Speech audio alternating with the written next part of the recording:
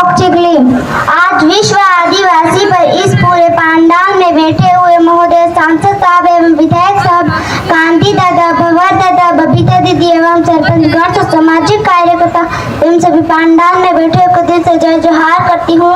मैं जंगली जरूर हो सकती हूँ लेकिन वनवासी नहीं। भगवान बिरसा मुंडा ने इस जमीन के लिए अपनी जिंदगी के न्यौछावर में कर दी। जमीन नहीं थी तो देश था क्या? भारत देश का नाम नहीं था तब से आदिवासी रहता है। जब राम का जन्म नहीं हुआ था तब से आदिवासी रहता है। आदिवासी को वनवासी बनाने का प्लान बनाया गया। आदिवासी को आदिवासी नहीं बोलना, पहले वनवासी बोलना।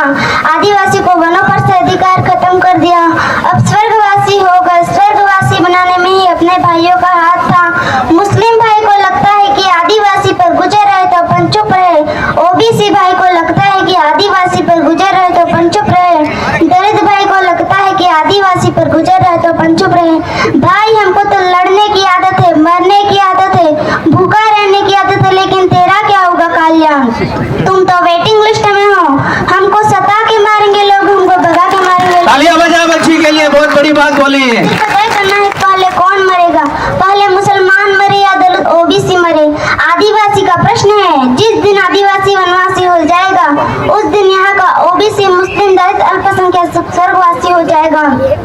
इनका अपना कोई प्रमाण नहीं है। जिस दिन मुसलमान को बोलना पड़ेगा मैं इस देश का मालिक हूँ, उस दिन उसको बताना पड़ेगा मैं इस देश का वंशज हूँ। जिस दिन क्रिश्चियन को बोलना पड़ेगा मैं इस देश का मालिक हूँ, उस दिन उसको बताना पड़ेगा मैं इस देश का वंशज हूँ। जिस दिन ओबीसी ठाकुर सबको बताना पड़ेगा हम मूल निवासी है, उस दिन उसको बताना पड़ेगा हम आदिवासी के वंशज है। जिस दिन आदिवासी खत्म हो जाएगा उस दिन केवल आपके पास आखिर प्रमाण पत्र है वह भी खत्म हो जाएगा।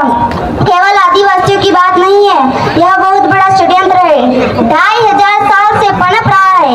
70 साल में जो काम नहीं हुआ वह 10-15 साल में कर दिखाया। इनका अपना बहुत बड़ा षड्यंत्र है। यह सोचना पड़ेगा कि राजनीतिक लड़ाई नहीं है, सांस्कृतिक लड़ाई है, आर्थिक लड़ाई है, सामाजिक लड़ाई है। राजनीतिक लड़ाई बाद में है। ये जमीन का टुकड़ा तुम्हारे पास में, वो तुम्हारा नहीं, तुम्हारे बाप ने दिया है, टांटे मामा ने दिया है, बिरसा मुंडा ने दिया है। आने वाली पीढ़ी पेट से नक्सलवादी पैदा होगा। एक दाढ़ी वाला मुसलमान दिखता था तो एक माहौल बनाया जाता था कि आतंकवादी है। आदिवासी दिखाई देता था, आदिवासी नहीं, नक्सलवादी है जो इस देश का मूल निवासी है, मालिक रहे, उसी को देशद्रोही बना दिया जाता था। यह जमीन आदिवासी की है, आदिवासी को मिलनी चाहिए। बिरसा मुंडा को याद करो। जय जंगल समाज और अधिकार मांगने वाली चीज नहीं है। आगे समझ जाओ, वो तरीका तुमको अपनाना पड़ेगा। ये कोई नेतागिरी की लड़ाई नहीं है।